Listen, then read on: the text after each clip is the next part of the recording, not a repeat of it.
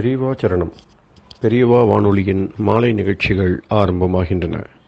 இன்றைய எமது நிகழ்ச்சிகள் நித்திய குரு பாதுகா பூஜா, ஸ்ரீ ரா கணபதி அவர்கள் எழுதிய புத்தகத்தின் ஒளிவடிவம், ஆன்மீக உரை, மகா பெரியவா மகிமை உபன்யாசம். பெரியவா சரணம். பெரியவா சரணம். அடுத்த நிகழ்ச்சி நித்திய குரு பாதுகா பூஜை. शुक्लां भरदरं विष्णुं शशिवर्णं चतुर्भुजं प्रसन्नवदनं ध्यायेत् सर्वविघ्नोपशान्तये। ममोपात्त समस्त दुरितक्षयद्वारा श्री परमेश्वर प्रीत्यर्थं गुरुप्रसाद सिद्ध्यर्थं गुरुप्रीत्यर्थं गुरुपादपूजाम् अद्य करिष्ये। गुरुर्ब्रह्मा गुरुर्विष्णुर्गुरुर्देवो महेश्वरः गुरुः साक्षात् परब्रह्म तस्मै श्रीगुरवे नमः। अपार करुणासिन्धुं ज्ञानदं शान्तरूपिणं श्रीचन्द्रशेखरगुरुं प्रणमामि मुदान्वहम्। सदाशिवसमारम्भां शङ्कराचार्यमध्यमाम् अस्मदाचार्यपर्यन्तां वन्दे गुरुपरम्पराम्. எல்லோரும் குருவை பெரிவாளை தியானம் பண்ணிண்டு அர்ச்சனை பண்ணுவோம். அஷ்டோத்திரம். பெரியவா அஷ்டோத்திரம் பல அஷ்டோத்திரங்கள் இருக்கு. அதுல எளிமையா சுலபமா எது இருக்கோ அதை நான் இப்ப சொல்றேன். எல்லோரும் இதை கேட்டுண்டே திருப்பி சொல்ல முடிஞ்சுவா சொல்லி சொல்லி பெரிவாளுக்கு பாதத்துல ஒவ்வொரு புஷ்பத்தை அர்ச்சனை பண்ணலாம். ओम श्री कांची कामकोटि पीठाधीश्वराय नमः. श्रीमत् चंद्रशेखरेन्द्र सरस्वती गुरुभ्यो नमः. संन्यासाश्रम शिखराय नमः. काषाय दंडधारिणे नमः. सर्वपीठापहारिणे नमः. स्वामिनाथ गुरवे नमः. करुणासागराय नमः. जगदाकर्षण शक्तिमते नमः. सर्वचराचर हृदयस्थाय नमः. ओम भक्त परिपालक श्रेष्ठाय नमः. धर्म परिपालकाय नमः. श्री जयेन्द्र सरस्वत्याचार्याय नमः. श्री विजयेन्द्र सरस्वती पूजिताय नमः. शिवशक्ति स्वरूपाय नमः. भक्ताभीष्ट प्रदायकाय नमः. ब्रह्मण्य पोषकाय नमः. ब्रह्म विष्णु शिवैक्य स्वरूपाय नमः. कांची क्षेत्रवासाय नमः. कैलाश शिखरवासाय नमः.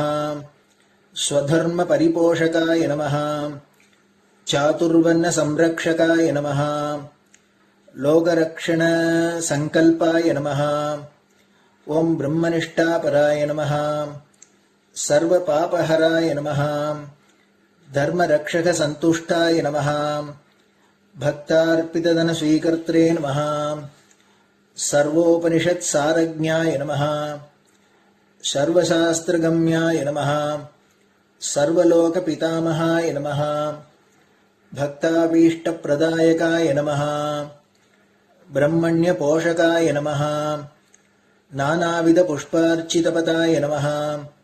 रुद्राक्ष क्रीडधारिणे नमः. भस्मोद्दोलित विग्रहाय नमः.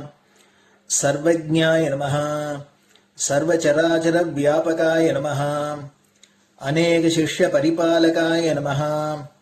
मनश्चाञ्चल्य निवर्तकाय नमः. अभयहस्ताय नमः. भयापहाय नमः. यज्ञपुरुषाय नमः. यज्ञानुष्ठान रुचिप्रदाय नमः. यज्ञसम्पन्नाय नमः. यज्ञसहायकाय नमः. यज्ञफलदाय नमः. यज्ञप्रियाय नमः. उपमानरहिताय नमः. स्फटिक तुलसी रुद्राक्ष हारधारिणे नमः. चातुर्वर्ण समदृष्टये नमः. ऋग्यजुस्साम अथर्वणादि चतुर्वेद संरक्षकाय नमः. दक्षिणामूर्तिस्वरूपाय नमः जाग्रत् स्वप्न सुषुप्ति अवस्थातीताय नमः कोटिसूर्यतुल्यतेजोमय शरीराय नमः साधुसङ्गसंरक्षकाय नमः अश्वगज गोपूजा निर्वर्तकाय नमः गुरुपादुकपूजातुरन्तराय नमः कनकाभिषिक्ताय नमः स्वर्णबिल्वदलपूजिताय नमः सर्वजीवमोक्षदाय नमः मूकवाक्ताननिपुणाय नमः नेत्रदीक्षादानाय नमः द्वादशलिङ्गस्थापकाय नमः गानरसप्रियाय नमः ब्रह्मज्ञानोपदेशकाय नमः सकलकलासिद्धिताय नमः चातुर्वर्ण्यपूजिताय नमः अनेकभाषासम्भाषण कोविताय नमः अष्टसिद्धिप्रदायकाय नमः ओम श्री शारदामठसुस्थिताय नमः नित्यान्नदानसुप्रीताय नमः प्रार्थनामात्रसुलभाय नमः पादयात्राप्रियाय नमः नानाविधमतपण्डिताय नमः श्रुतिस्मृतिपुराणज्ञाय नमः देवयक्षकिन्नरकिंपुरुषपूज्याय नमः श्रवणानन्दकरकीर्तये नमः दर्शनानन्दाय नमः अद्वैतानन्दभरिताय नमः अव्याजकरुणामूर्तये नमः शैव वैष्णवादिमान्याय नमः श्रीशङ्कराचार्याय नमः दण्डकमण्डलोहस्ताय नमः वीणामृदङ्गसकलवाद्यनाथस्वरूपाय नमः रामकथारसिकाय नमः वेदवेदाङ्ग आगमादिसकलकलासतस्प्रवर्तकाय नमः हृदयगुहाशयाय नमः शतरुद्रीयवर्णितस्वरूपाय नमः केदारेश्वरनाथाय नमः अविद्यानाशकाय नमः निष्कामकर्मोपदेशकाय नमः लघुभक्तिमार्गोपदेशकाय नमः लिङ्गस्वरूपाय नमः सालग्रामसूक्ष्मस्वरूपाय नमः कालड्यां शङ्करकीर्तिस्तम्भनिर्माणकर्त्रे नमः जितेन्द्रियाय नमः शरणागतवत्सलाय नमः श्रीशैलशिखरवासाय नमः डमरुकनादविनोदाय नमः वृषभारूढाय नमः दुर्मदनाशकाय नमः आभिचारिकदोषहर्त्रे नमः मिताहाराय नमः मृत्युविमोचकशक्त्याय नमः श्रीचक्रार्चनतत्पराय नमः दासानुग्रहकारकाय नमः अनुराधानक्षत्रजाताय नमः सर्वलोकख्यातशीलाय नमः वेङ्कटेश्वरचरणपद्मषट्पदाय नमः श्री महात्रिपुरसुन्दरी समेत श्री चन्द्रमौलीश्वर पूजाप्रियाय नमः श्रीमच्चन्द्रशेखरेन्द्र सरस्वती सद्गुरु परब्रह्मणे नमः गुरुभ्यो नमः परमगुरुभ्यो नमः परमेष्टिगुरुभ्यो नमः परात्परगुरुभ्यो नमः गुरुपरम्पराभ्यां नमः गुरुपादुकाभ्यां नमो नमः. அடுத்தது ஊதுபத்தி இருந்தா அதை காமிச்சு தூபம், நெய் தீபம் இருந்தா காமிச்சு அதை நெய் தீபம் தீபம் காமிச்சுட்டு நைவேத்தியம் வெத்தலைப்பாக்கு பழம் இதுலேருந்து ஆரம்பிச்சு அவளுக்கு எது சௌரியமோ அதுபடி நைவேத்தியம் பண்ணலாம். அதுக்கு அடுத்தது கற்பூர ஹாரத்தி பண்ணி எல்லோரும் பிரதட்சிண நமஸ்காரம் பண்ணி பெரியவாள்கிட்ட பிரார்த்தனை பண்ணிண்டு எல்லோரும் க்ஷேமமா இருக்கணும், லோகம் பரம மங்களமா சௌக்கியமா இருக்கணும், எல்லோரும் வியாதி வெக்க இல்லாத ஆயுராரோக்கிய ஐஸ்வர்யத்தோட சாந்தம் அமைதியோட ஞான வைராக்கியத்தோட எல்லோரும் நல்லவர்களாயிருந்து நன்மையை அடையணும்னு பிரார்த்தனை பண்ணி இந்த பூஜையை தினம் செய்யலாம். குரு பிரம்மா குருர் விஷ்ணுர் குருர் தேவோ மகேஸ்வரः குரு சாட்சாத் பரபிரம்ம தஸ்மை ஸ்ரீ குரவே நமஹ. அபார கருணா சிந்தும் ஞானதம் சாந்தரூபிணம் ஸ்ரீ சந்திரசேகர குரும் பிரணமாமி முதான்வகம். சதாசிவசமாரம்பாம் சங்கராச்சாரிய மத்யமாம் அஸ்மதாச்சாரிய பர்யந்தாம் வந்தே குரு பரம்பராம். குரு பாத பூஜை நிறைவடைஞ்சது. பெரியவா சரணம். பெரியவா சரணம். பெரியவா வானொலியில் நேயர்கள் அடுத்து கேட்க இருப்பது ஸ்ரீ ரா கணபதி அவர்கள் எழுதிய புத்தகத்தின் ஒளி வடிவம். அளிப்பவர் ஸ்ரீமதி உமா சங்கர் அவர்கள். தேனினும் இனிய சொல்லான் தீச்சுடர் மேனி கொண்டான் ஊனுயிர்க்குயிரதான ஒன்றினைக் கலந்து நின்றான் ஏனினிக் கவலை நெஞ்சே இன்றுனக் அருள் செய்தான் இஞ்ஞானவான் காமகோட்டி நாதனை நம்புவோமே. ஜெய ஜெய சங்கர, ஹர ஹர சங்கர. மகாபெரியவாளின் உபன்யாசங்களை ரா கணபதி அண்ணா தெய்வத்தின் குரல் என்ற பெயரில் 7 பாகங்களாக தொகுத்து அளித்ததின் 7ஆம் பாகத்தின் அடுத்த பகுதி அபிவாதனம் நமோ நமக தொடர்கிறது.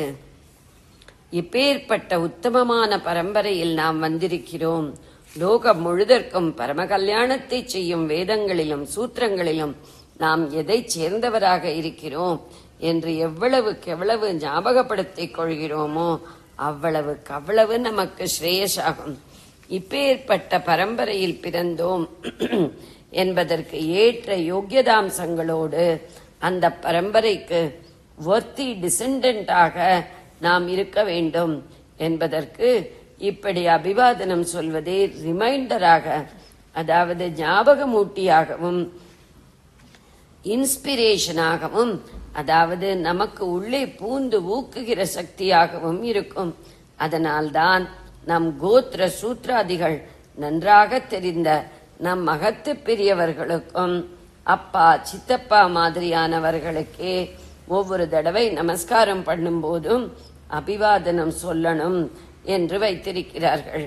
நம்முடைய வேதத்தின் ஞாபகம், வேத ரிஷிகளின் ஞாபகம், வம்ச மகிமை, குடிப்பெருமை என்பது எப்போதும் நம் மனசில் இருக்க வேண்டும் என்பதே இதன் அடிப்படை தாத்பரியம். இப்பேற்பட்ட குடியின் வழித்தோன்றலாக இன்ன பெயர் கொண்ட நான் இருக்கிறேன் என்பதாக குடியை சொன்னவிட்டு தன்னுடைய பெயரை ஒருத்தன் சொல்வதாக அபிவாதனத்தை அமைத்துக் கொடுத்திருக்கிறார்கள். இத்தனைக்கும் ஆரம்பம் அபிவாதையே, சரிவரச் சொல்கிறேன், அதாவது அறிமுகம் பண்ணிக் கொள்கிறேன் என்று நேர் அர்த்தம். தங்களுடைய ஆசீர்வாத பிரதிவச்சனத்தை மறுமொழியை வேண்டிச் சொல்கிறேன் என்று நீட்டி அர்த்தம் சொல்வதுண்டு. அந்த பிரதிவச்சனத்திற்கு பிரத்யபிவாதனம் என்று பெயர். அது சொல்லத் தெரியாதவனுக்கு நமஸ்காரம் பண்ணப்படாது என்று கூட சொல்லி இருக்கிறது. நமஸ்காரம் பண்ணினவன் தெரிவித்துக் கொண்டபடி அவன் சர்மாவை, பெயரை இன்ன பெயருள்ள சர்மா என்று கூப்பிட்டு தீர்காயுஷ்மான் பவ சௌமிய என்று சொல்வதே அந்த பிரத்யபிவாதனம். பிரத்யபிவாதனம் சொல்லத் தெரியாதவனுக்கு நமஸ்காரம் கூடாது என்கிற மாதிரியே வேறே சில பேருக்கும் கூடாதென்று சொல்லி இருக்கிறது. எல்லாம் தெரிந்தவரானாலும் ஒரு பெரியவர் படுத்துக் கொண்டிருக்கும் போதும், ஜபம் பூஜை பண்ணும் போதும், ஹோமம் பண்ணும் போதும், தலையில் எண்ணெய் வைத்துக் கொண்டு ஊறிக்கொண்டிருக்கிற போதும், கையில் தீர்த்த பாத்திரம், புஷ்ப, அக்ஷதை, தர்பை, சமித், நெய் முதலியவை வைத்துக் கொண்டிருக்கும் போதும், ஆகார வஸ்துக்கள் வைத்துக் கொண்டிருக்கும் போதும், ஆகாரம் பண்ணும் போதும், இன்னும் சில சந்தர்ப்பங்களிலும் நமஸ்காரம் பண்ணப்படாது. சில பேருக்கு நமஸ்காரம் பண்ணினாலும் அபிவாதனம் சொல்லக்கூடாது என்றும் தர்மசாஸ்திரத்தில் விதிமுறை இருக்கிறது. யதீத், அதாவது எங்கள் மாதிரி சந்நியாசிகளுக்கு அபிவாதனம் சொல்லக்கூடாது. நமஸ்காரம் பண்ணணுமே தவிர அபிவாதையே சொல்லப்படாது. யதீன் என்று சொல்லி முடிக்கும் முன் இன்னும் 4-5 பேரையும் சொல்லி இருக்கிறது. தேவான், நதீம், சபாம், விருக்ஷாம், அக்னி அபி ததா யதீம். தண்டவத் பிரணமே பூமோ நாபிவாதனம் ஆசரேத். பூமௌ நா அபிவாதனம் ஆசரேத். இங்கே சொல்லியிருக்கிறவர்களுக்கெல்லாம் கழிமாதிரி நிலம் தோய விழுந்து தண்டவத்தாக நமஸ்கரிக்கத்தான் வேண்டுமானாலும் அபிவாதனம் கூடாது. யார் யார்? முதலில் தேவர்கள். அதனால்தான் கோவிலிலும் அகத்து பூஜையிலும் நமஸ்கரிக்கிற போது அபிவாதையே சொல்வதில்லை. அப்புறம் நதிகள். கங்கா பூஜை பண்ணுகிறோம், ராமேஸ்வரத்தில் சமுத்திர பூஜை செய்கிறோம், அங்கேயெல்லாம் அபிவாதனம் கூடாது. ஒரு சபை நடக்கிறது, அதிலே பல பெரியவர்களும் இருக்கிறார்கள். தனிப்பட கண்டால் அந்த ஒவ்வொருத்தருக்கும் அபிவாதனத்தோடையே நமஸ்காரம் செய்யணும். ஆனால் சபையாக அப்படி பல பேர் உள்பட ஜனங்கள் சேர்ந்திருக்கிற போது சபைக்கு நமஸ்காரம் உண்டாயினும் அபிவாதனம் சொல்லப்படாது. அஸ்வத்தம் மாதிரி விருட்சங்களுக்கும் அபிவாதனம் இல்லாத நமஸ்காரம் மட்டுமே. அக்னிக்கும் அப்படியேதான். சிரித்து ஜாகிரதையாக இப்போது ஒன்று சொல்கிறேன். ஸ்திரீகளில் தாயார் தவிர மற்றவர்களுக்கு அபிவாதனம் இல்லாமலேதான் நமஸ்காரம். இதை முதலிலேயே சொல்லியிருந்தால் நவீன காலத்தில் ஸ்திரீ சமத்துவம் சொல்கிறவர்களுக்கு கோபம் வரும் என்பதால் தான் ஜாகிரதைப்படுத்திக் கொண்டு ஆனானப்பட்ட தேவர்கள், சந்நியாசிகள், புண்ணிய தீர்த்தங்கள், வித்வத் சபைகள் ஆகியவற்றுக்கு கூடத்தான் அபிவாதனம் இல்லை.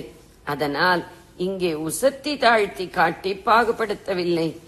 ஏதோ நமக்கு தெரியாத, தெரிவிக்க முடியாத காரணத்துக்காகத்தான் இப்படி விதி இருக்கிறது என்று காட்டுவதற்கு அனுகூலமாக சொல்லிக் கொண்டு போகிறேன். ஸ்திரீகளில் ஸ்தானத்தில் உயர்ந்த எல்லாருக்கும் நமஸ்காரம் பண்ணலாமானாலும் தாயார் ஒருத்திக்கே நமஸ்காரத்தோடு அபிவாதனமும் சொல்லுவது சிஷ்டாச்சாரத்தில் இப்படித்தான் நடந்து வருகிறது. குரு பத்னிக்கும் தாயார் காலமான பிறகு தமையன் பத்னிக்கும் தாயார் ஸ்தானமே கொடுப்பதும் சிஷ்ட சம்பிரதாயத்தில் வந்திருக்கிறது. தன்னை விட உயரத்தில் இருப்பவருக்கோ கீழ்மட்டத்தில் இருப்பவருக்கோ நமஸ்காரம் செய்யக்கூடாது என்றும் இருக்கிறது. குருவை தவிர மற்றவர்களுக்கு இந்த விதி என்றும் இருக்கிறது. குரு பட்டம் கட்டிக்கொண்டால் மற்றவர்களை விட நிறைய நமஸ்காரத்தை வாங்கிக் கொண்டு கஷ்டப்பட்டு தான் ஆகணும் என்று வைத்திருக்கிறது. நமஸ்காரம் பண்ணுபவனும் இப்படி இப்படி இருக்கக்கூடாது என்று சொல்லி இருக்கிறது. நமஸ்கரிக்கப்படுபவனுக்கு சொன்ன அதே வஸ்துக்களை இவனும் கையில் வைத்துக் கொண்டு நமஸ்கரிக்க கூடாது. புருஷர்களானால் மேலே வஸ்திரம் கூடாது, அதை இடுப்பில் கட்டிக்கொண்டே பண்ணணும். திறந்த உடம்பாக என்பது முக்கியம். ஒளிவு மறைவு இல்லாமல் தன்னை அப்படியே ஒழித்து தருவதற்கு ஹிருதய பாகத்தை மூடாமல் காலில் விழுவது அடையாளம். அதனால் சட்டை போட்டுக்கொண்டு நமஸ்கரிப்பது கூடாது. நமஸ்காரம் பண்ணுபவன் வாங்கிக் கொள்பவன் 2 பேரும் அசுத்தனாயிருக்கப்படாது. இந்த காலத்தில் ரொம்பவும் மடி தப்பாக இருக்கப்படாது என்று லிபரலாக அர்த்தம் பண்ணிக் கொள்ளலாம். வித்யை, அனுஷ்டானம், ஞானம் முதலிய ஏதோ ஒன்றில் தேர்ச்சியடைந்தவர்கள் சமவயசானாலும் அல்லது வயசில் சின்னவர்களானாலும் கூட நமஸ்காரம். மற்றவர் விஷயத்தில் 3 வயசாவது பெரியவனாயிருப்பவருக்கே நமஸ்கரிக்கணும் என்று ஒரு அபிப்பிராயம் இருக்கிறது. அப்படி பார்க்காமல் பொதுவாக நம்மை விட வயசில் கொஞ்சம் பெரியவராயிருப்பவரிலிருந்து ஆரம்பித்து எல்லோர் முன்னாலுமே உடம்பை கீழே போடுவது நல்லது. எளிமை பண்புக்கு உதவுவது. ஆவணி அவிட்டத்தன்று முகூர்த்த காலமே பெரியவனுக்கும் நமஸ்கரிப்பதாக சிஷ்டாச்சாரம். அன்றைக்கு தேடி தேடி போய் நமஸ்கரிப்பார்கள். தெய்வத்தின் நாமத்திற்கு முன்பும் நமஸ்காரம் பண்ணுகிறவனின் நாமத்தை சொல்வதற்கு முன்னே அவன் செய்கிறது பிரணாமம். பிரணாமம் என்று வேடிக்கையாக சொன்னேன். சகலமான பேரும் நமஸ்காரம் பண்ணுகிற சாக்ஷாத் பரமேஸ்வரனுக்கும் மகாவிஷ்ணுவுக்கும் கூட அவர்களுடைய நாமத்துக்கு முன்னாடி நம்முடைய நமஸ்காரம் இருக்கிறது. எங்கே?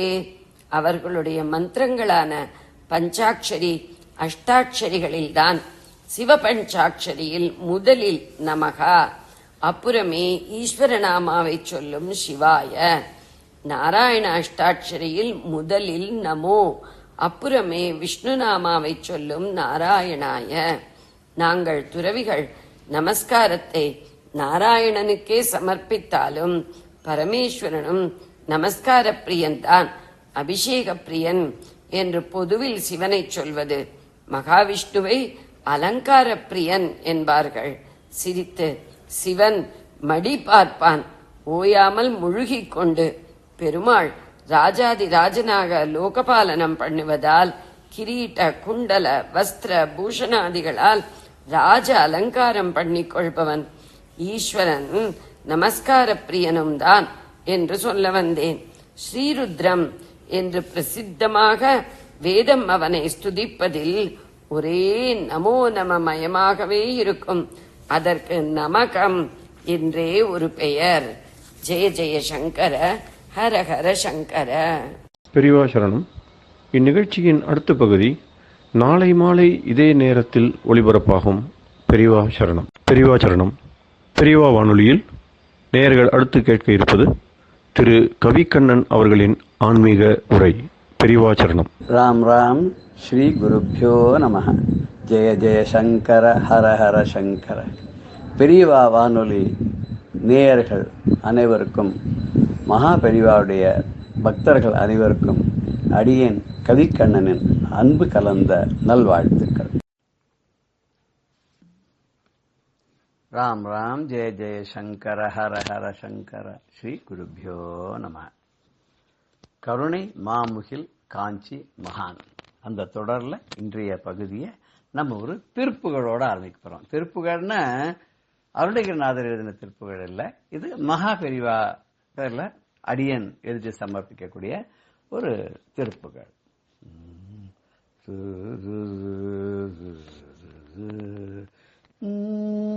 ஈட்டிய பொருளும் இதமான உறவுடன் ஈடில செல்வமும் நிலையாதே.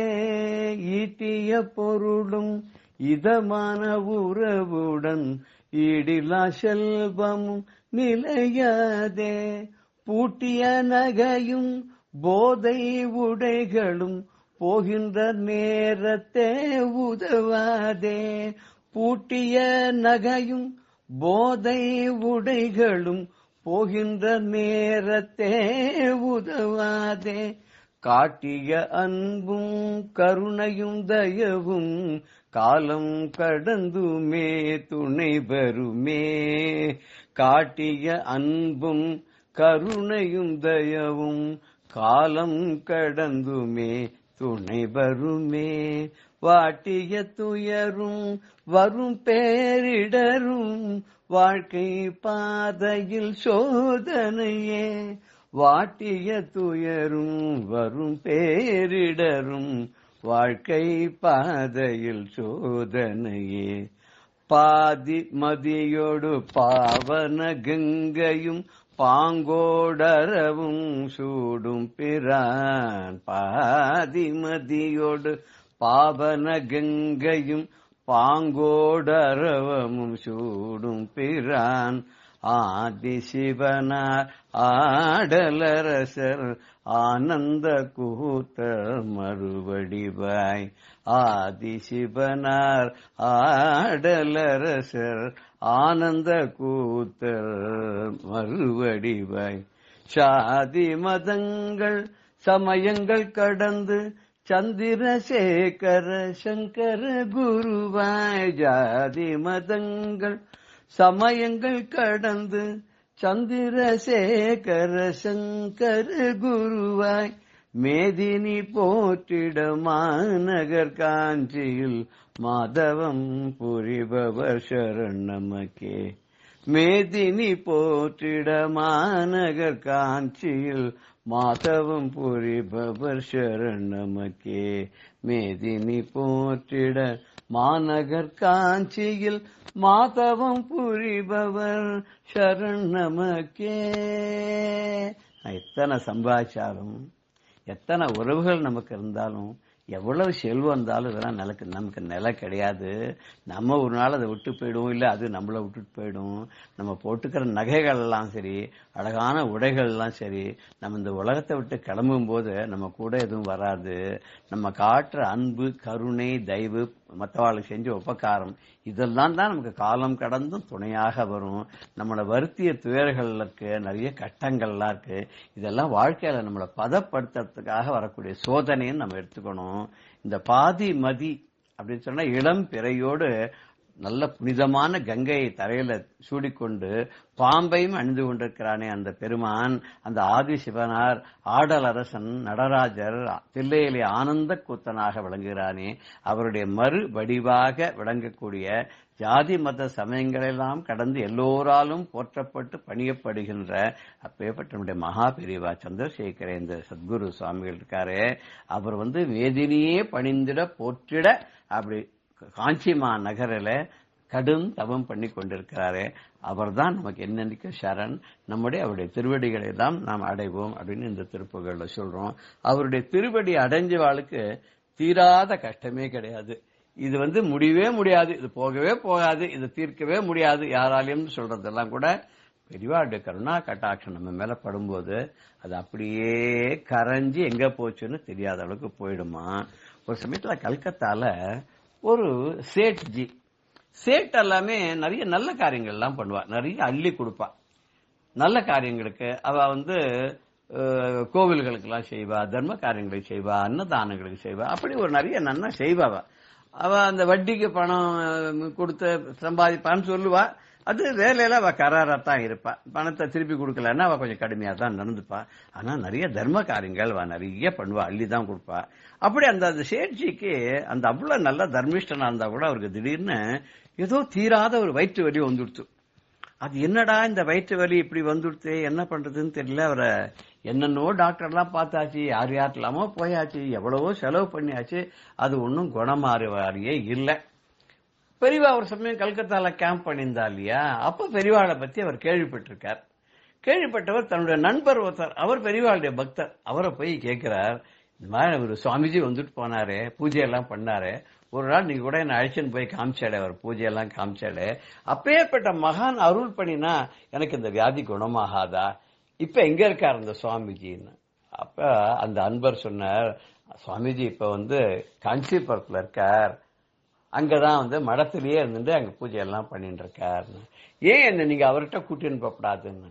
இல்ல, அவரை கேட்காத நான் உங்களை கூட்டின்னு போக முடியாது, நான் அடுத்த மாசம் நான் தமிழ்நாட்டுக்கு போறேன், போகும்போது நான் அப்ப காஞ்சிபுரத்துக்கு போய் அவர் சுவாமிஜியை பார்த்துட்டு கேட்டுன்னு அவர் சரின்னு அழைச்சின்னு போறேன் அப்படின்னு அவர் காஞ்சிபுரத்துக்கு வந்தார். அடுத்த மாசம் இந்த காஞ்சிபுரத்துக்கு வந்த அந்த பக்தர் இருக்காரு, பெரியவாட்ட அதை பத்தி சொன்னார். இந்த மாதிரி சேட்ஜி அங்க கூட பெரியவா கேம்ப் பண்ணிருக்கும் போது நிறைய வசதிகள்லாம் பண்ணி கொடுத்து எல்லாம் பண்ணார், நல்ல தர்மிஷ்டன், ரொம்ப நல்லவர்.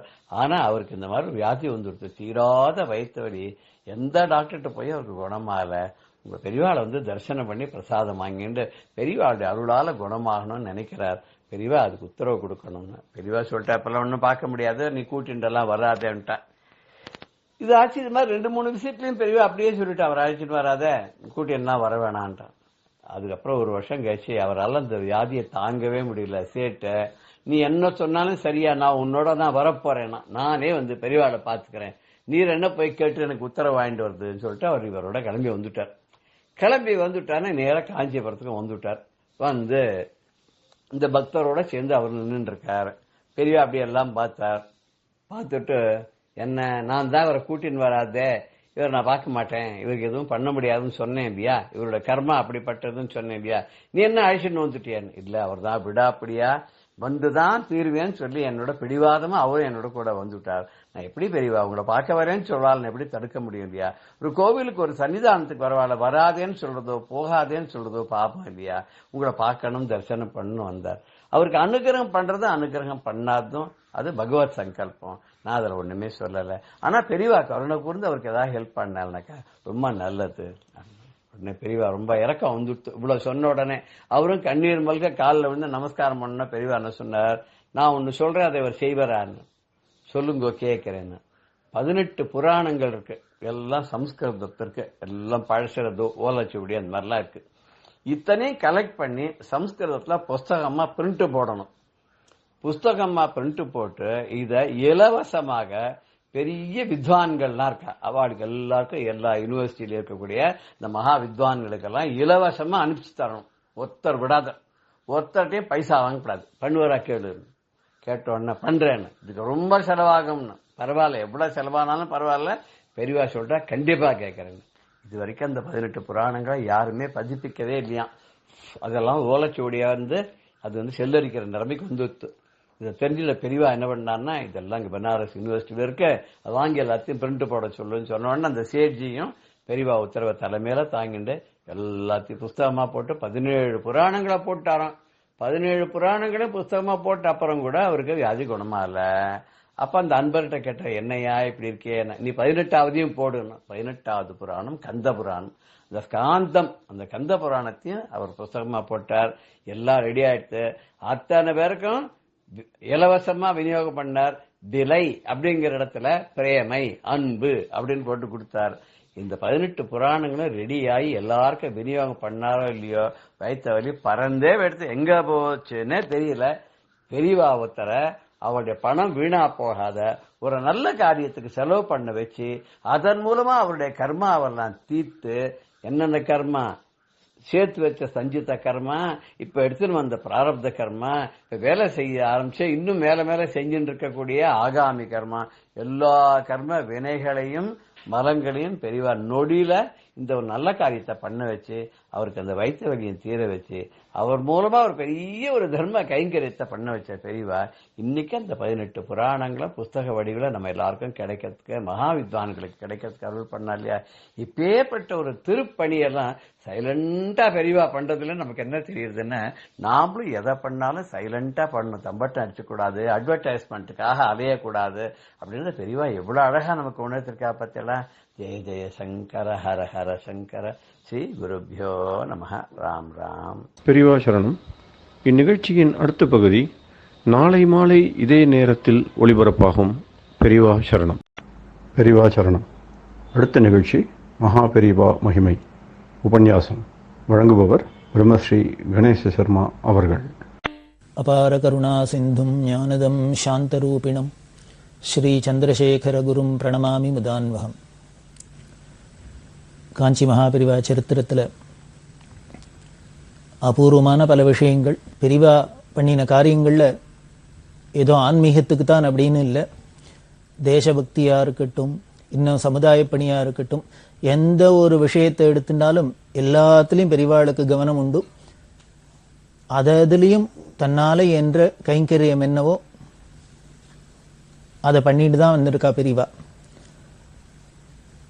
1964-65 வருஷத்துல இந்தியா பாகிஸ்தான் யுத்தம் நடந்தது.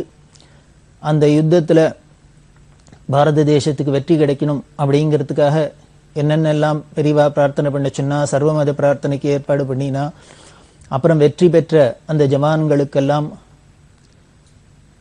என்னென்னலாம் சன்மானம் கொடுத்தா, தங்க கிண்ணத்துல தேன் பிரசாதம் கொடுத்தா, அந்த வெற்றிக்காக ஹனுமான் சாலிசா பாராயணம் பண்ண சொன்னா, இப்படி பல விஷயங்களை பார்த்தோம். அதே மாதிரி 1965 வருஷம் நவம்பர் மாதம் 1ஆம் தேதி பெரியவா பத்திரிகையில் ஒரு அறிக்கை வெளியிட்டா. இந்த அறிக்கை எதுக்கு? அப்போ யுத்தம் நடந்ததுனால அந்த யுத்த காலத்தில் ஒரு நெருக்கடி இருக்கும், பொருளாதார நெருக்கடியெல்லாம் இருந்த சமயமாக இருந்ததுனால அப்போ பிரதம மந்திரியாக இருந்த ஸ்ரீ லால் பகதூர் சாஸ்திரி என்ன சொல்லியிருந்தார், நாட்டு மக்களுக்கெல்லாம் ஒரு அறிக்கை விட்டிருந்தார்.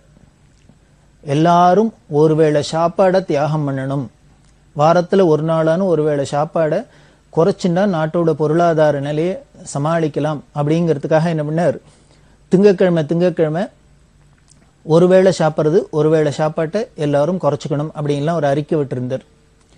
நாட்டு மக்களுக்கு ஒரு வேண்டுகோள் விடுத்திருந்தார்.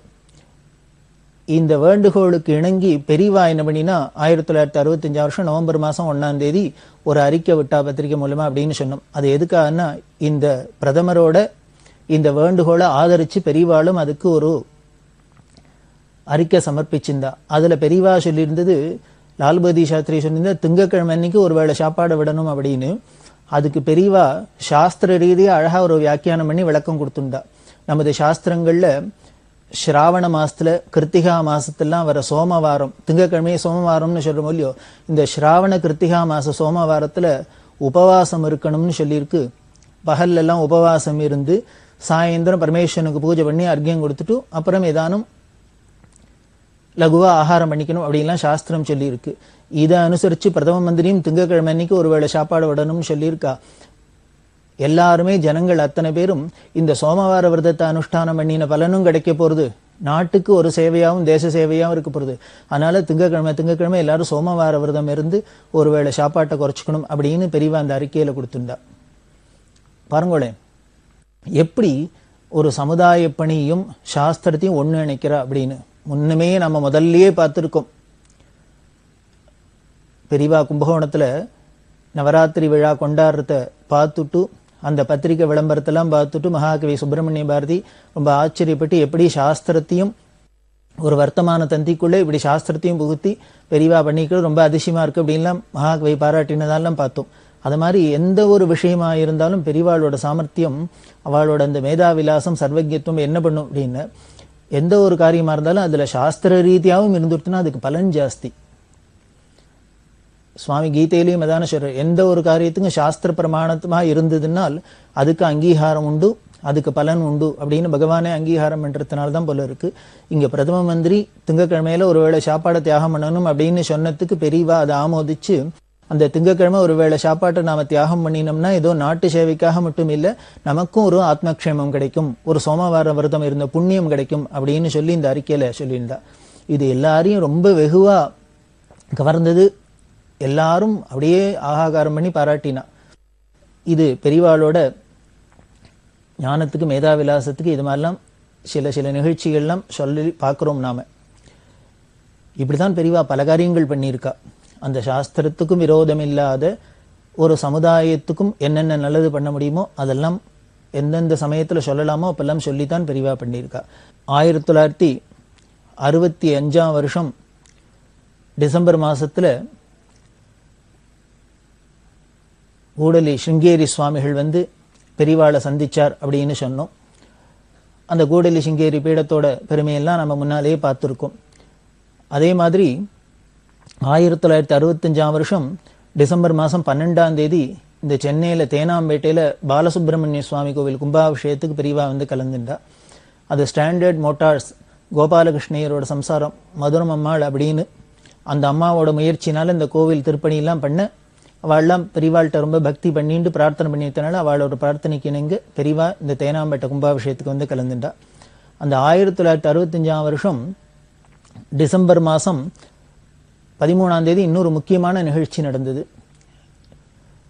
நேபாளத்துக்கும் நமது பாரத தேசத்துக்கும் ரொம்ப நெருங்கிய தொடர்பு உண்டு. அதாவது இந்த நேபாளத்தை நம்ம பாரத தேசத்தோட ஒரு அங்கமாவே கூட நாம நினைச்சுக்கலாம், அவ்வளவு நெருக்கமானது.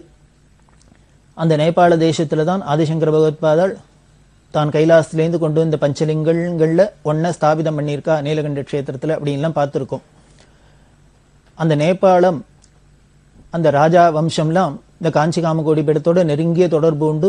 ஆச்சாரியாள் காலத்திலேருந்து இந்த நேபாள ராஜா குடும்பத்துக்கும் நேபாள தேசத்துக்கும் ஆச்சாரியாளுக்கும் அந்த ஆச்சாரிய பரம்பரைக்கும் சம்பந்தம் இருக்கிறதுனால பெரியவாளோட ஆக்னியை ஏற்று அந்த நேபாள மன்னர், அப்போ இருந்த மகேந்திராங்கிற ராஜா, அவர் தன்னோட ராணியான ரத்னாதேவி, இளவரசரான விக்ரம சகாதேவன் இவாளோடெல்லாம் ராமேஸ்வர யாத்திரைக்கு வந்தார். இந்த நேபாள ராஜா ராமேஸ்வர யாத்திரைக்கு வரணும்னு ஆக்ஞை பண்ணினதே பெரியவா தான். நேபாள ராஜாவுக்கு கடுதாசி போட்டு, உங்களுக்கு ராமேஸ்வரத்துல நீங்க வந்தாக்க அவா கையாலேயே அபிஷேகம் பண்ணலாம் அப்படின்லாம் ஒரு ரைட்ஸ் இருக்கு. நீங்கள்லாம் ரொம்ப நாளா இந்த பக்கம் வரல, அதை வந்து ராமேஸ்வரத்துல வந்து நீங்க சேது ஸ்நானம் பண்ணி சேது தரிசனம் பண்ணி ராமநாதருக்கு அபிஷேகம் பண்ணி நீங்க ஸ்ரேயஸ் அடையணும் அப்படின்னு பெரியவா லெட்டர் போட ரொம்ப சந்தோஷப்பட்டு நேபாள ராஜா தன்னோட குடும்பத்தோட ராமேஸ்வரத்துக்கு வந்தார். ராமேஸ்வரத்துல பிரத்யேகமான சில உரிமைகள், சில க்ஷேத்திரங்கள்ல சில பேருக்கு பிரத்யேகமான உரிமைகள்லாம் இருக்கு. அந்த பிரத்யேகமான உரிமைகள்ல ஒண்ணு காஞ்சிகாமகோடி பீடாதிபதிகள், நேபாள ராஜா, ஸ்ருங்கேரி ஆச்சாரியர் இவாள்லாம் ராமேஸ்வரத்துக்கு யாத்திரை பண்ணினா ராமேஸ்வரத்துல கர்ப்பகிரகத்து உள்ளுக்குள்ள போய் அவா கையாலே ராமநாத சுவாமிக்கு கங்காபிஷேகம் பண்ணணும் அப்படிங்கிற ஒரு உரிமை இருக்கு. அந்த உரிமையை ஞாபகப்படுத்தி தான் பெரியவா நேபாள ராஜா கிருதாசி போட நேபாள ராஜா வந்து இந்த ராமேஸ்வரத்துல ராமநாத சுவாமிக்கு கங்காபிஷேகம் பண்ணி அவர் ஆனந்தப்பட்டார். இப்படி பல விஷயங்கள், அவாவாளுக்கு தெரியாத விஷயங்கள் எல்லாமே அவாவா குடும்பத்து சமாச்சாரம், அவாவா நாட்டுல நடக்கிற சமாச்சாரம், இதெல்லாம் தங்களுக்கு தெரியலன்னா கூட பெரியவா அதெல்லாம் ஞாபகப்படுத்தி அந்த தார்மீகமான என்னென்ன அனுஷ்டானங்கள் உண்டோ அதெல்லாம் மறக்காத பண்ணணும் அப்படிங்கிறதுல பெரியவா ரொம்ப குறியா இருப்பா.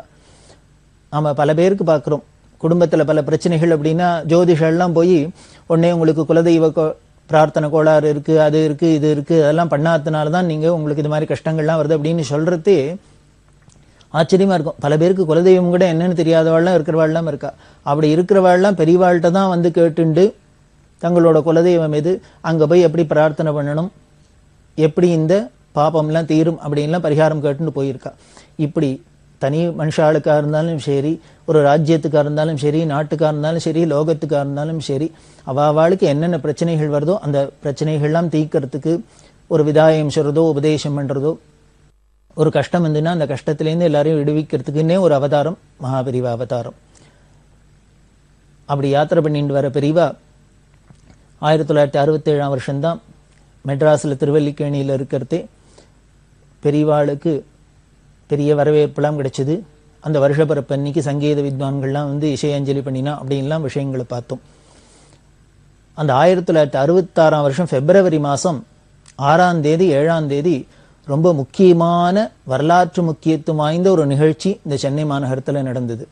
அது என்ன அப்படின்னா மடாதிபதிகள் மாநாடு அப்படின்னு ஒன்று ஏற்பாடு பண்ணி பெரியவாளோட ஆவல்னால, பெரியவாளோட அபிலாட்சையினால பெரியவா சொல்றத கேட்டு அரசாங்கத்தோட இந்து அறநிலையத்துறை இந்த மடாதிபதிகள் மாநாட்டுக்கு ஏற்பாடு பண்ணியிருந்தா.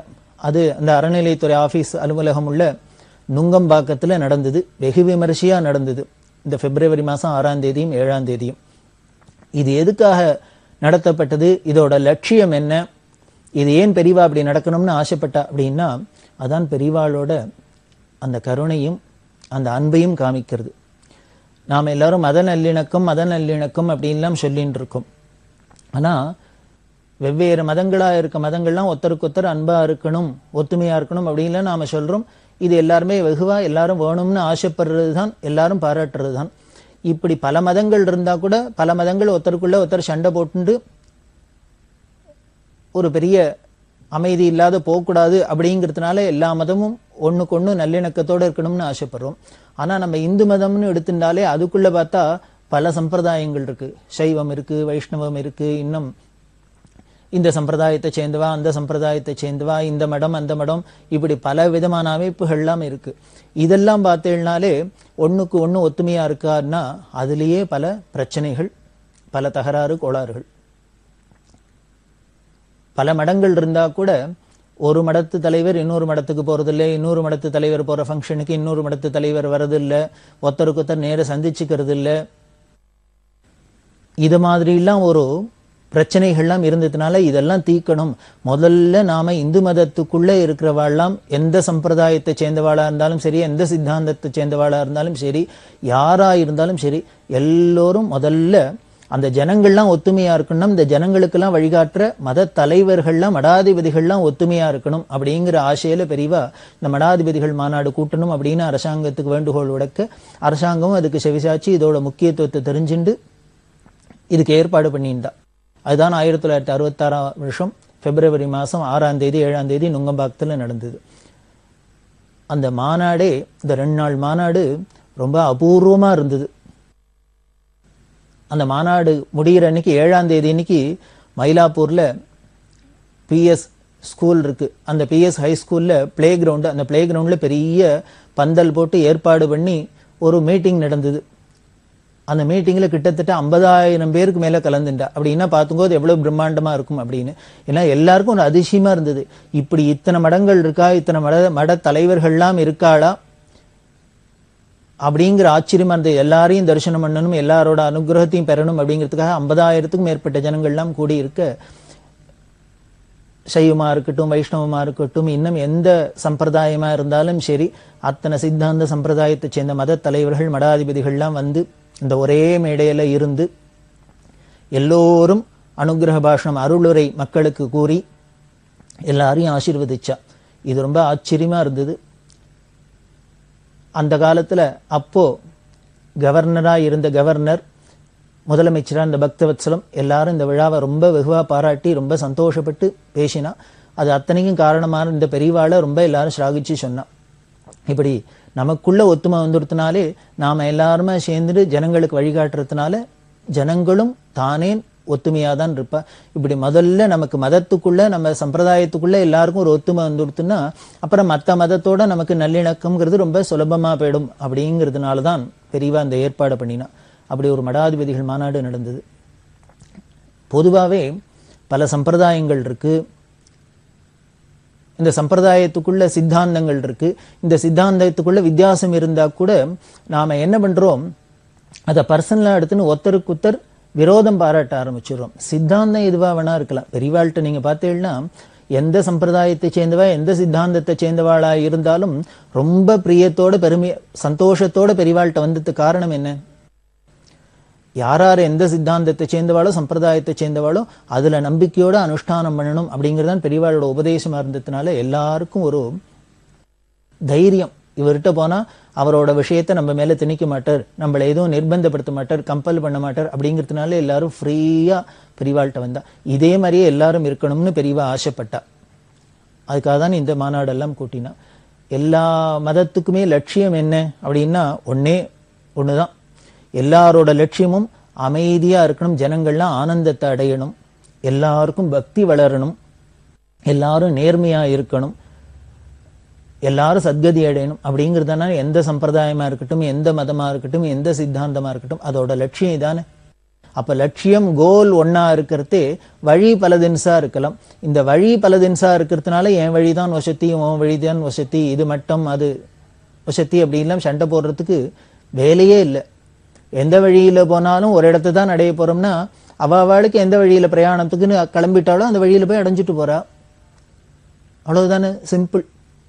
இந்த லட்சியத்தெல்லாம் சொல்லணுங்கிறதுக்காக தான் எடுத்து காமிக்கணும், ஜனங்களுக்கு ஒரு தெளிவு ஏற்படும். ஏன்னா நாமெல்லாம் என்ன பண்ணிடுறோம், இது ஏன் மடம், அது ஓ மடம், இது எங்க சுவாமிகள், அது உங்க சுவாமிகள், இது ஏன் சம்பிரதாயம், அது ஓன் சம்பிரதாயம் அப்படின்னு சொல்லிட்டு ஒருத்தருக்கு ஒருத்தர் சண்டை போட்டுடுறோம். அதெல்லாம் களையணுங்கிறதுக்காக தான் பெரியவா இப்படி ஒரு ஏற்பாட்டை பண்ணினா. இந்த ஏற்பாடு ரொம்ப ஒரு முக்கியமான வரலாற்று முக்கியத்துவம் வாய்ந்ததா இருந்தது. இதுக்கு பெரிய பலன் கிடைக்கத்தான் கிடைச்சிருக்கு. இன்னும் பூர்ணமா கிடைச்சதா அப்படின்னா வேணா இல்லைன்னு வேணா சொல்லாம வழிய இதுக்கு பலன் இல்லாத போயிடல. ஏதோ 1966 பெரியவா ஆரம்பிச்சு வச்சது. இந்த விஷயங்கள்லாம் நாம இப்ப கேள்விப்படையான இதெல்லாம் நாம திருப்பி சிந்தனை பண்ணி பார்த்து இது மாதிரி நமக்குள்ளெல்லாம் ஒரு ஒற்றுமை வரத்துக்கு பல முயற்சிகளை நாமெல்லாம் பண்ணணும் அப்படிங்கிறதான் இந்த நிகழ்ச்சி முதலானதோட நோக்கம்லாம். அந்த மடாதிபதிகள் மாநாட்டில் எல்லா சைவ மடமா இருக்கட்டும், வைஷ்ணவ மடங்களா இருக்கட்டும், இன்னும் ஸ்மார்த்த மடங்களா இருக்கட்டும், எல்லா மடத்து தலைவர்கள் எல்லாமே எல்லாரும் வந்திருந்தா. எல்லாருமே சேர்ந்துட்டு 2 நாளைக்கு டிஸ்கஷன்லாம் நடந்தது. எல்லாரும் ஒருத்தருக்கு ஒருத்தர் மனம் விட்டு பேசணும் அப்படின்லாம் பெரியவா சொன்னா. மனம் விட்டு பேசி தங்களுக்குள்ள என்ன பிரச்சனை இதெல்லாம் ஒருத்தருக்கு ஒருத்தர் பேசி தீர்த்துண்டு இதை எல்லாத்தையும் சரி பண்ணிட்டு ஜனங்களுக்கு பொதுவா நாம ஒரு நல்ல வழி காமிக்கிறாப்புல இருக்கணும், நல்லதை சொல்றாப்புல இருக்கணும் அப்படின்னு சொல்லி ஏற்பாடு பண்ணி இந்த மாநாட்டில் ஒரு 16 அம்ச திட்டம் போட்டு தீர்மானம் நிறைவேற்றப்பட்டது. அதுல முக்கியமான ஒண்ணும் என்ன பண்ணினா, இந்து சமய பேரவை அப்படின்னு ஒன்றை நிறுவுறது, ஒரு ஸ்தாபனத்தை அப்படின்னு தீர்மானம் பண்ணப்பட்டது. பிறகு இந்த இந்து சமய பேரவை அப்படிங்கிறது தமிழ்நாடு தெய்வீக பேரவை அப்படிங்கிற பேர்ல இயங்கிட்டு வருது. இந்த தமிழ்நாடு தெய்வீக பேரவை அப்படிங்கிறது முதல்ல இந்து சமய பேரவைன்னு ஆரம்பிக்கப்பட்டது. அப்புறம் இந்த பெயர் மாற்றம் அடைஞ்சாலும் அதோட லட்சியமோ பணியோ அதே என்ன நோக்கத்துக்காக ஆரம்பிக்கப்பட்டதோ அதோடய இயங்கிட்டு வருது. இது இன்னும் வலுப்பெறணும். இந்த இந்து மதம் அப்படிங்கிறது இந்த மதத்தை சேர்ந்தவர்கள், இந்த சம்பிரதாயத்தை அந்த இந்து மதத்துக்குள்ள இருக்கிற பல சம்பிரதாயத்தை சேர்ந்தவர்கள், பல சித்தாந்தத்தை சேர்ந்தவர்கள் எல்லாரும் ஒரு கொடைக்கு கீழே வந்து இந்த தமிழ்நாடு தெய்வீக பேரவைங்கிற கொடைக்குள்ள வந்து எல்லோரும் ஜனங்களுக்கு உபயோகமா இருக்கணும், எல்லோருக்கும் நல்லறிவு புகட்டணும் அப்படிங்கிறது தான் இந்த நோக்கமா இருந்தது. அதுக்குத்தான் பெரியவா அதை பண்ணினா. அதுல 16 அம்ச திட்டம் நிறைவேற்றப்பட்டது. அதுல பல விஷயங்கள் அந்த 16 அம்சத்துல அதுல ஒரு சிலது முக்கியமானதெல்லாம் சொல்றேன். முதல்ல ஆலயங்கள்லாம் தூய்மையா பராமரிக்கப்படணும், ஜனங்களுக்கு பக்தி வளராப்புல இருக்கணும், எல்லோரும் அவர்கள் சம்பிரதாயப்படி நெற்றிக்கு இட்டுக்கணும், திருநூறோ திருமண்ணோ எதுவா இருந்தாலும் சரி, அந்த மத சின்னம் என்னவோ அதை நெத்தியில அவர்களுக்கு என்ன சம்பிரதாயத்துல சொல்லியிருக்கோ இதை வெளியில வைக்கப்படாத தைரியமா இட்டுண்டு போகணும்.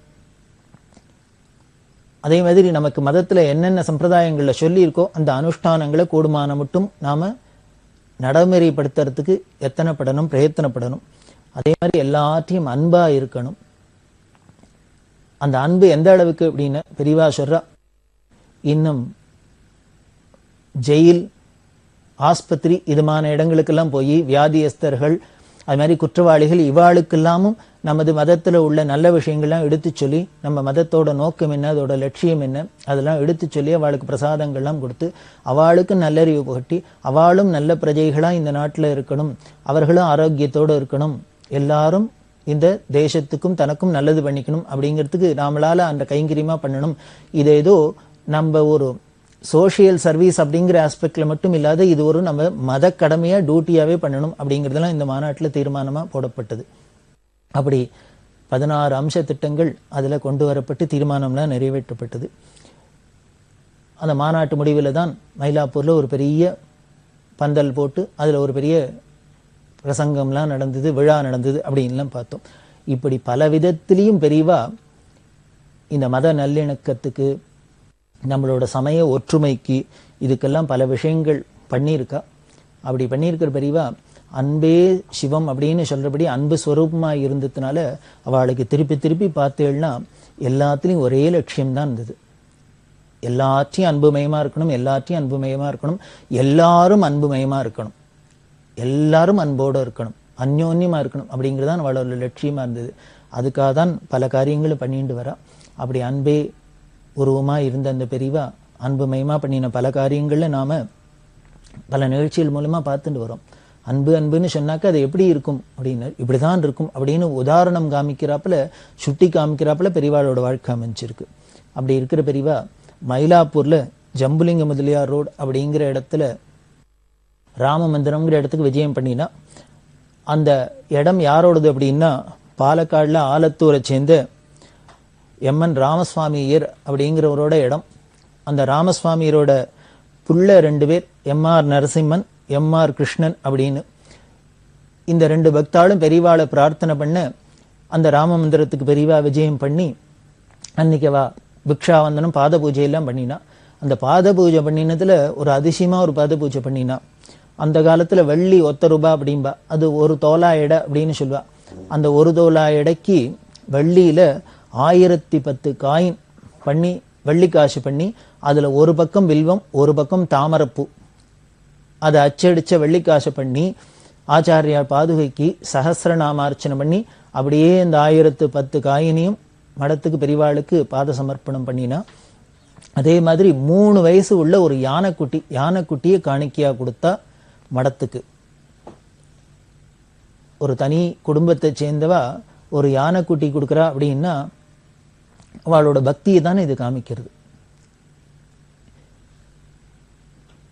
இது மாதிரி ஒவ்வொருத்தரும் தங்களோட பக்தியோட வழிபாடா என்னெல்லாமோ பெருசா காணிக்க கொடுத்துருக்கா அப்படின்னு சொல்றோம். பெரியவா காசி யாத்திரையில இருக்கிறது செட்டிநாட்டுல ஒரு பக்தர் தங்கத்தாம்பாளம் பண்ணி கொடுத்தார் அப்படின்னும், இன்னொரு பக்தா வலம்புரி சங்கு, தங்கத்து கட்டு கட்டின வலம்புரி சங்கு கொடுத்தான்னு பார்த்தோம். இப்படி ஒருத்தர் யானை கொடுத்தாருன்னு பார்க்கிறோம். அவளுக்கு என்னென்ன முடியுமோ தங்கள் சக்திக்கு மீறி பெரியவாளுக்கு காணிக்க கொடுக்கணும் அப்படி எல்லாம் கொடுத்துருக்கா அப்படின்னு தெரியுது. இதுதான் இந்த மயிலாப்பூர்ல இந்த ராமசுவாமியர் குடும்பத்தார் பண்ணினது. அப்புறம் பெரியவா அபிராமபுரத்துல இருக்கிறது தேப்போ மீனாட்சி சுந்தரனார் அப்படிங்கிற ஒரு பெரிய பண்டிதர், ஸ்காலர், தமிழ் ஸ்காலர், அறிஞர், மகாமேதை. அப்பதான் இந்த 66ஆம் வருஷம்தான் மதுரையில் புதுசாக ஒரு பல்கலைக்கழகம் யூனிவர்சிட்டி ஆரம்பிச்சிருந்தா. அந்த மதுரை யூனிவர்சிட்டிக்கு வைஸ் சான்சலராக இந்த மீனாட்சி சுந்தரனாரை நியமிச்சிருந்தா. அந்த மீனாட்சி சுந்தரனார் பொறுப்பு ஏற்றுக்கிறதுக்கு முன்னால பெரியவாள் அபிராமபுரத்தில் தரிசனம் பண்ணி பெரியவாளோட அனுகிரகத்தை பிரார்த்தனை பண்ணினர். இப்படி ஒரு யூனிவர்சிட்டிக்கு வைஸ் சான்சலராக போட்டிருக்கா. அந்த யூனிவர்சிட்டி நல்லபடியாக நடக்கணும், என்னோட கடமையும் நான் அப்பழுக்கு இல்லாத நல்லபடியாக திறமையோட செயலாற்றணும், அதுக்கு குரு கிருபை தான் முக்கியம், அதனால பெரியவா அனுகிரகம் பண்ணணும் அப்படின்னு சொல்லி பெரியவா மனப்பூர்வமாக ஆசீர்வாதம் பண்ணி அனுகிரகம் பண்ணி அவருக்கு மாணவர்கள்லாம் பிற்கால சமுதாயம் எல்லாம் எப்படி இருக்கணும், கல்விகளோட தரம்லாம் எப்படி இருக்கணும், இதெல்லாம் அவருக்கு உபதேசம் பண்ணி அவருக்கு பிரசாதம் கொடுத்தா. அப்போ இதுக்கு முன்னால ஒரு சமயம் சந்திக்கிறதே ஜாவா அப்படின்னு சொல்றோம். அது மாதிரி இடங்களை இந்த கீழ்த்திசை நாடுகளில் நமது தேசத்தோட கலாச்சாரம்லாம் எப்படி பரவி இருந்தது பூர்வ காலங்கள்லாம் அப்படிங்கிறத நமக்கு ஆராய்ச்சி மூலமெல்லாம் தெரிய வருது. அப்போ அந்த மீனாட்சி சுந்தரனார்ட்ட சொல்லியிருந்தா, நீங்க அங்க போய் பார்த்து நம்மளோட கலாச்சாரம்லாம் அங்க அளவுக்கு நம்மளோட மதம் நம்மளோட கலாச்சாரம்லாம் எப்படி பரவிக்குங்கிறத ஆராய்ச்சி பண்ணோம் அப்படின்னு சொல்ல அவர் அதை போய் பார்த்துட்டு எல்லாம் பண்ணியிருந்தார் ஆராய்ச்சி. அதெல்லாம் பத்தி இப்ப பெரியவா கேட்டா. மீனாட்சி சுந்தரனாருக்கு ரொம்ப சந்தோஷம், பெரியவாளோட மேதாவிலாசத்தை ரொம்ப மெச்சினர் சொல்லி அந்த இடத்துக்கெல்லாம் போய் பார்த்தது, நம்மளோட கலாச்சாரம் எப்படி உலகம் முழுக்கலும் பரவி இருக்கு, பெரியவா சொல்றது அத்தனையும் எவ்வளவு வாஸ்தவமா இருக்கு, நிதர்சனமா அங்க போய் பார்த்தா தெரியுது அப்படின்லாம் சொல்லி சந்தோஷப்பட்டார். இப்படி பல அறிஞர்களா இருக்கட்டும், படிச்சவாளா இருக்கட்டும், சாமானிய ஜனங்களா இருக்கட்டும், பக்தாளா இருக்கட்டும், யாரா இருந்தாலும் பெரியவாள்கிட்ட பரம பிரியத்தோட அவளை சேவிச்சு அருள் பெறாப்புல பெரியவாளோட யாத்திரை அவளோட சரித்திரம் இருக்கு. அப்படி இருக்கிற பெரியவா அன்பு அன்புன்னு சொல்றோம். அந்த அன்பே சிவமான பெரியவா இன்னும் நமக்குள்ள ஒத்துமையெல்லாம் வரத்துக்கு என்னென்ன சொல்லியிருக்கா அப்படிங்கறத தொடர்ந்து பார்க்க போறோம். பெரியவா சரணம். இந்நிகழ்ச்சியின் அடுத்த பகுதி நாளை மாலை இதே நேரத்தில் ஒளிபரப்பாகும். பெரியவா சரணம். பெரியவா சரணம். அடுத்த நிகழ்ச்சி திருவாசக இன்னிசை. வழங்குபவர் ஸ்ரீ சத்குருநாத தேசிகர் அவர்கள். பெரியவா சரணம். திருச்சிற்றம்பலம். அச்சப்பத்து புற்றில் வாழ் அறவும் அஞ்சேன், பொய்யர்தம் மெய்யும் அஞ்சேன், கற்றைவார் சடையம் அண்ணல் கண்ணுதல் பாதம் நன்னி, மற்றும் ஓர் தெய்வம் தன்னை உண்டு என நினைந்து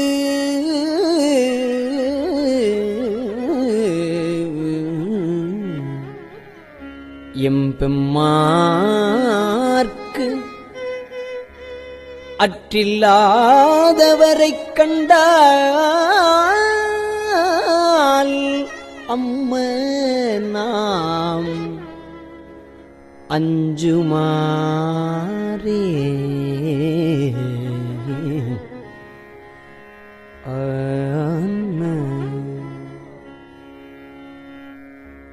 வெறுவரேன் வேட்கை வந்தால் வினைக்கடல் ஒளினும் அஞ்சேன், வெறுவரேன் வேட்கை வந்தால் வினைக்கடல் ஒளினும் அஞ்சேன், வெறுவரேன் வேட்கை வந்தால் வினைக்கடல் கொளினும் அஞ்சேன், இருவரால் மாறு காணா எம்பிரான் தம்பிரானாம் திருவுரு அன்றி மற்றோர், திருவுரு அன்றி மற்றோர் தேவர் எத்தேவர் என்ன, திருவுரு அன்றி மற்றோர் தேவர் எத்தேவர் என்ன, அறுவராதவரை கண்டால் அறுவராதவரை கண்டால் அம்மனாமஞ்சுமாரே. வன்புலால் வேலும் அஞ்சேன், வளைக்கையார் கடைக்கண் அஞ்சேன், என்பலாம் முருக நோக்கி அம்பலத்தாடுகின்ற என் பொல்லாமணியை ஏத்தி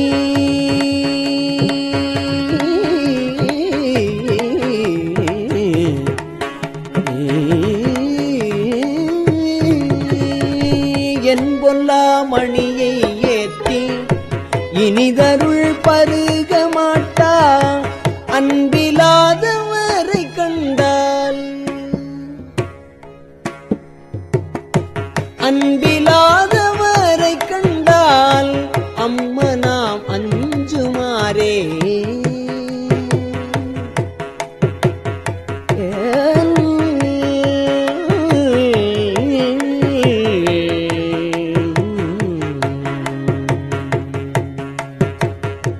கிளியனார் கிளவி அஞ்சேன் அவர் கிரி முறுவல் அஞ்சேன் வெளிய நீராடும் மேனி வேதியன் பாதம் நன்னி துளியுலாம் கண்ணராகி தொழுது அழுதுள்ளம் நெக்கிங்கு அழியிலாதவனை கண்டால் அம்மனாம் அஞ்சுமாறே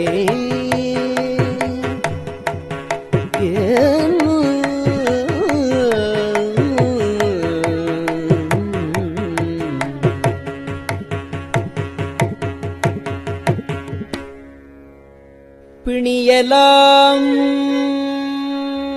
வரினும் அஞ்சேன்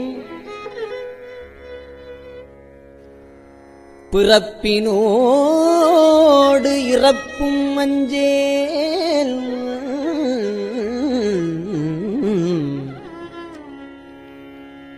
துணி நிலாணியினான் தன் தொழும்பரோடு அழுந்தி அம்மா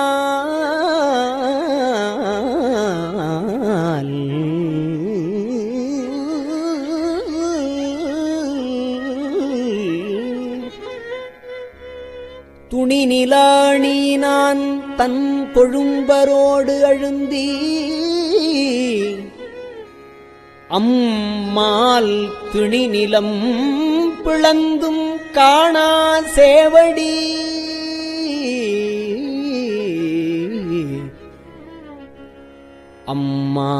அம்மாள் துணி நிலம் பிளந்தும் காணா சேவடி பரவி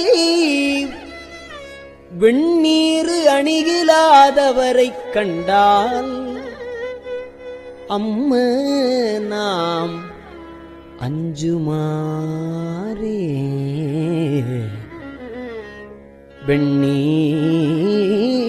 வெண்ணீர் அணிகிலாதவரைக் கண்டால்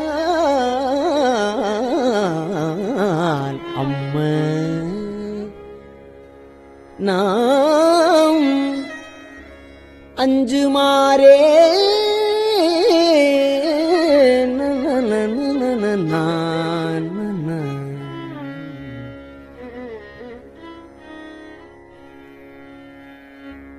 வாழுலாம் எரியும் அஞ்சேன் வரை புரண்டிடினும் அஞ்சேன் வாழுலாம் எரியும் அஞ்சேன் வரை புரண்டிடினும் அஞ்சேன் தோளுலாம் நீற்றன் ஏற்றன் சொற்பதம் கடந்த அப்பன் வாழுலாம் எரியும் அஞ்சேன் வரை புரண்டிடினும் அஞ்சேன் தோளுலாம் நீற்றன் ஏற்றன் சொற்பதம் கடந்த அப்பன் தாள தாமரைகள் ஏத்தி தடமலர் புனைந்து நெய்யும் ஆளலாதவரை கண்டால்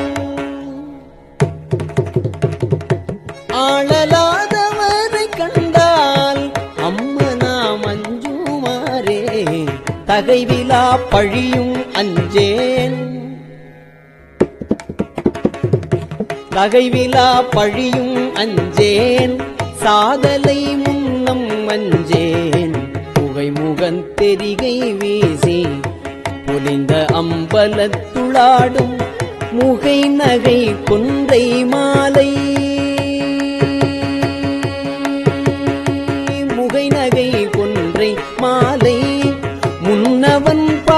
பாதம் ஏத்தி அகம் நெகாதவரை கண்டால் அகம் நெகாதவரை கண்டால் அம்மனாம் அஞ்சுமாறே. தரிசரி களிரும் அஞ்சேன் தழல் விழி உழுவை அஞ்சேன் வெறிகமிழ் சடையன் அப்பன் விண்ணவர் நன்னமாட்டா செறிதரு கழல்கள் ஏத்தி செறிதரு கழல்கள் ஏத்தி சிறந்தி நீதிருக்க மாட்டா அறிவிலாதவரை கண்டால் அறிவிலாதவனை கண்டால் அம்மனாம் அஞ்சுமாறே.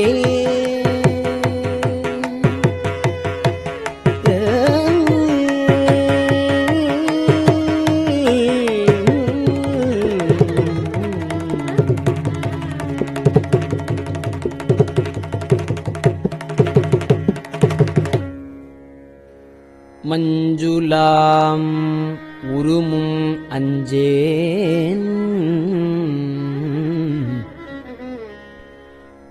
மன்னரோடு உறவும் அஞ்சேன்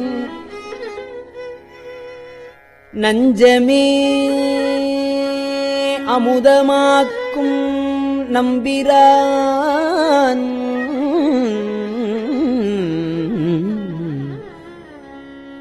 நஞ்சமே அமுதமாக்கும் நம்பிரான் எம்பிரானாய் செஞ்சவே ஆண்டு கொண்டான் திருமுண்டம் தீட்டமாட்டாது அஞ்சுவார் அவரைக் கண்டால் அம்ம நாம் அஞ்சுமாறே.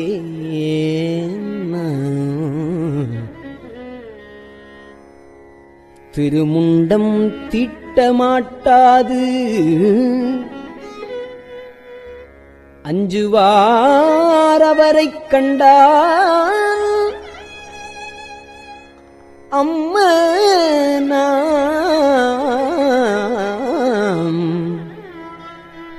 அஞ்சுமாறே.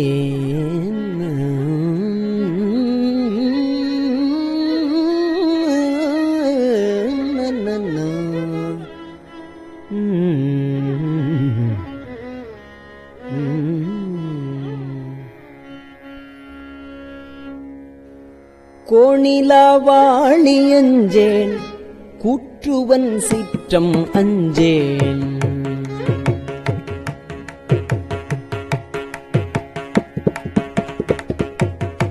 கோணிலாவாளி அஞ்சேன் கூற்றுவன் சீற்றம் அஞ்சேன் நீனிலா அணியினானை நினைந்து நைந்துருகினக்கு நீனிலா அணியினானை நினைந்து நைந்துருகினக்கு வானிலாங் கண்கள் சோர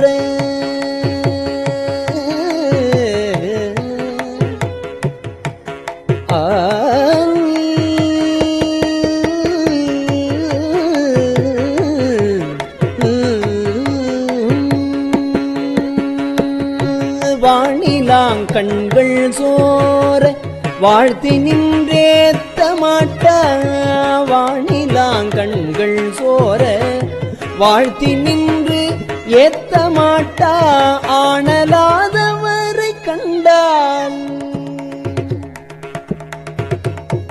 ஆனலாதவரை கண்டால் அம்ம நாம் அஞ்சுமாறே.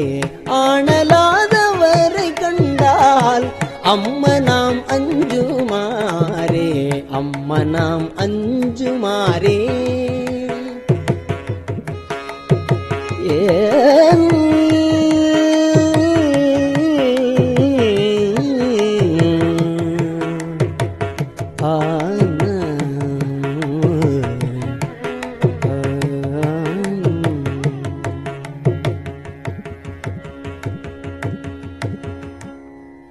திருச்சிற்றம்பலம்.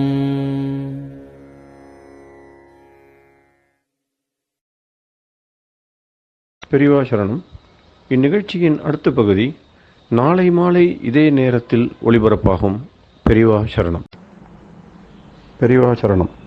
பெரியவா வானொலியின் இன்றைய நிகழ்ச்சிகளின் நிறைவாக திருப்பொன்னூசல் வழங்குபவர் சத்குருநாத தேசிகர் அவர்கள். பெரியவா சரணம். திருச்சிற்றம்பலம். திரு பொன்னூசல். மூன்றங்கிலங்கு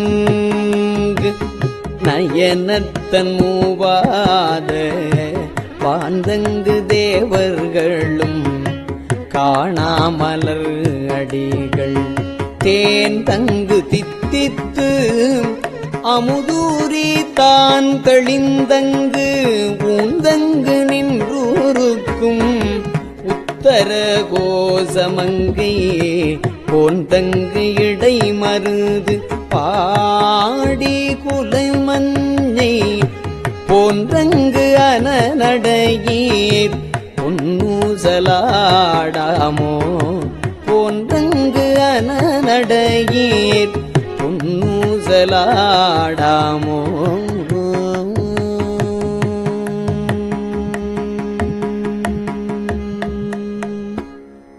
திருச்சிற்றம்பலம். கஞ்சிவய காமாட்சி தன் குழந்தாய் சங்கரரே. கஞ்சிவய காமாட்சி தன் குழந்தாய் சங்கரரே. குரு சந்திரசேகரரே உறங்கிடுவீர்களே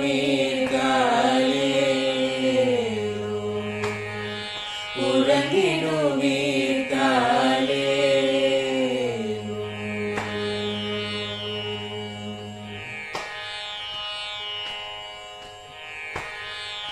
ஆதிகுரு சங்கரராய்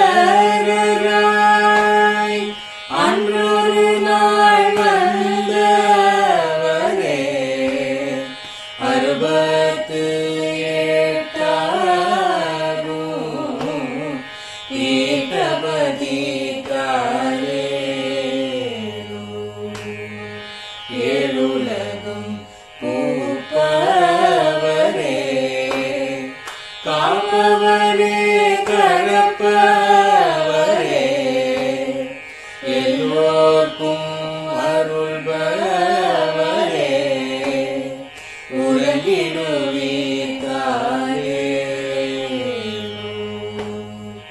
அயனுடனே மாலவனோ தேடிய பொற்பதத்தவரே. அருமறைகள் சாற்றும் முயல் மலர்பதமே காலே. முக்தி நிலை எய்திடவே சக்தி தரும் சத்குருவே. முக்தி நிலை எய்திடவே சக்தி தரும் சத்குருவே. நித்தமெங்கள் நாவீசையில் நித்திரை கொள்தாயே. நித்தமெங்கள் நாவீசையில் நித்திரை கொள்தாயே. நித்தமெங்கள் நாவீசையில் நித்திரை கொள்தாயே.